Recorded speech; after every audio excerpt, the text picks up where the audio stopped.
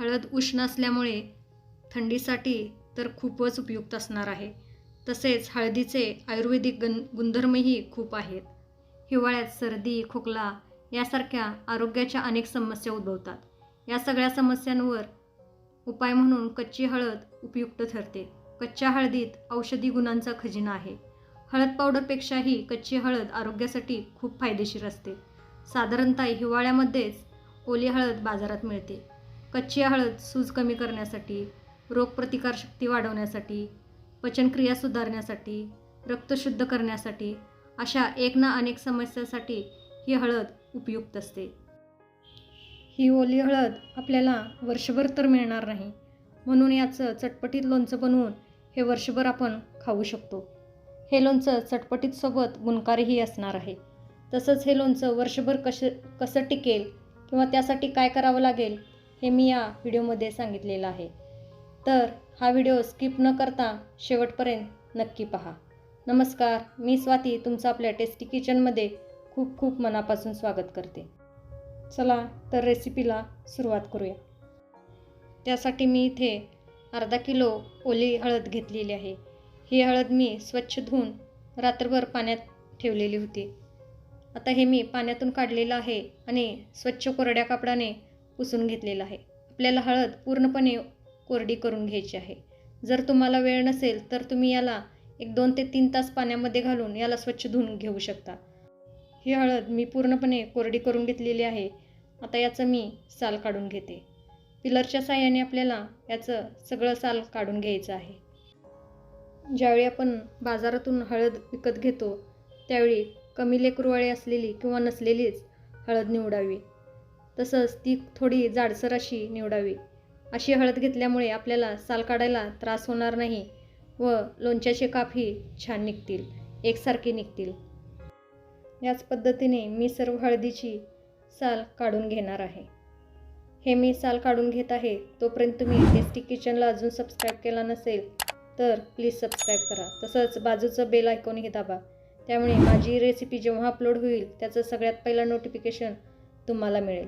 हे सर्व व्हिडिओ पाहण्यासाठी एकदम फ्री आहेत, त्यामुळे प्लीज चॅनलला सबस्क्राईब करा. रेसिपी आवडत असतील तर लाईक आणि शेअर करायलाही विसरू नका.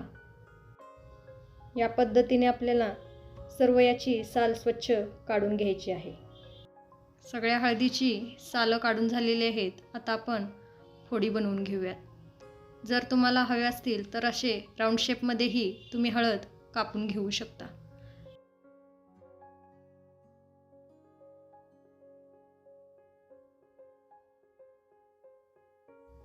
तुम्हाला हवे तेवढे जाडसर किंवा पातळ असे काप तुम्ही काढून घेऊ शकता. आता मी असे उभे काप करून घेणार आहे. हे फक्त मी तुम्हाला दाखवण्यासाठी गोल काप दाखवले होते.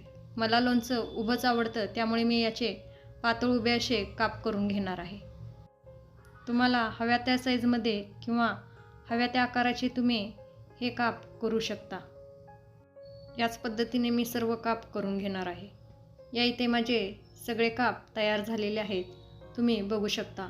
ही हळद तुम्ही चिरून किंवा गोल त्याचे स्लाइस काढून किंवा किसूनही याचं लोणचं घालू शकता. आता लोणचं बनवायला घेऊया.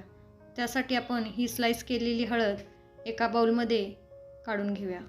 बाउल थोडं आपल्याला मोठं घ्यायचं आहे, जेणेकरून हे आपल्याला व्यवस्थित असं मिक्स करता येईल. ही सगळी हळद मी या बाउलमध्ये काढून घेतलेली आहे. आता यामध्ये मी सुरुवातीला लिंबाचा रस घालणार आहे. या इथे मी 3 लिंबू घेऊन त्याचा रस काढून घेतलेला आहे, तो या इथे घातलेला आहे. लिंबूच्या रसामुळे लोणचं चवीला छान होतं, तसंच ते भरपूर दिवस टिकण्यासही मदत होते. आता यामध्ये मी मीठ घालून घेते. लोणच्यासाठी थोडं मीठ जास्त लागतं, पण मिठाचं प्रमाण तुम्ही तुमच्या आवडीनुसार कमी जास्त करू शकता.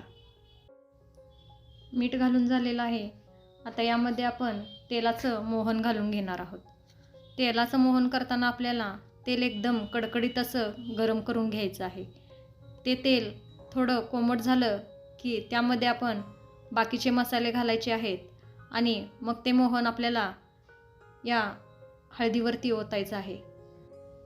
आता या इथे मी 1 वाटी सूर्यफूल तेल घेतलं आहे. ते एकदम कडकडीत असं गरम करून घेऊन आता ते मी कोमट करून घेतलेलं आहे. आता हे तेल कोमट झालेलं आहे. यामध्ये मी हिंगडी घालून घेते. हिंगडी घालून झालं की यामध्ये मी 2 ते 3 चमचे मोहरी डाळ घालून घेते. जर तुमच्याकडे मोहरी डाळ नसेल तर मोहरी थोडी गरम करून ती ओबडधोबड अशी वाटून घेऊन ती यामध्ये घालून घेऊ शकता. आता सगळ्यात शेवटी यामध्ये मी 2 चमचे मिरची पावडर घालून घेते आणि याला छान मिक्स करून घेते. तेल आपल्याला कोमटच हवं आहे.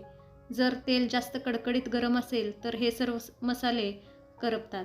तसंच कडकडीत तेल आपण लोणच्यामध्ये घालू शकत नाही. त्यामुळे आपल्याला हे सर्व मसाले कोमट तेलामध्येच घालायचं आहे आणि हे तेल पूर्ण थंड झाल्यावरच आपल्याला या लोणच्यावरती घालून घ्यायचं आहे.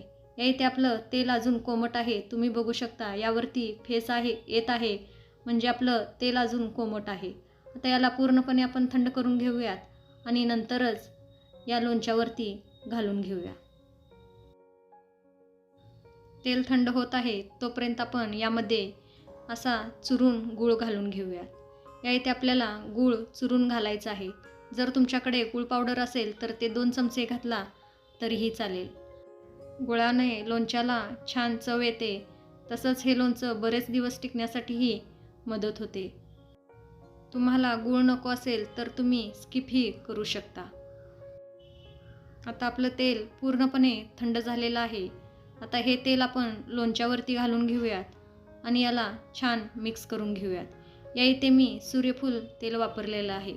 तुम्हाला जर हवं असेल तर तुम्ही मोहरी तेल वापरू शकता किंवा शेंगतेलही वापरू शकता. लोणच्यासाठी मोहरी तेल वापरलं तर लोणच्याची चव अजूनच छान लागते. पण आता माझ्याकडे मोहरी तेल अवेलेबल नव्हतं, त्यामुळे मी हे सूर्यफूल तेल घातलेलं आहे. आता याला आपण छान मिक्स करून घेऊयात.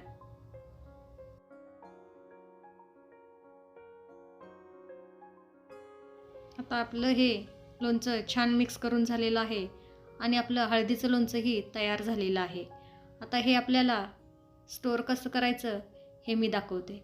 त्यासाठी आपल्याला अशी एक काचेची बरणी घ्यायची आहे. ती स्वच्छ धुवून कोरडी करून घ्यायची आहे.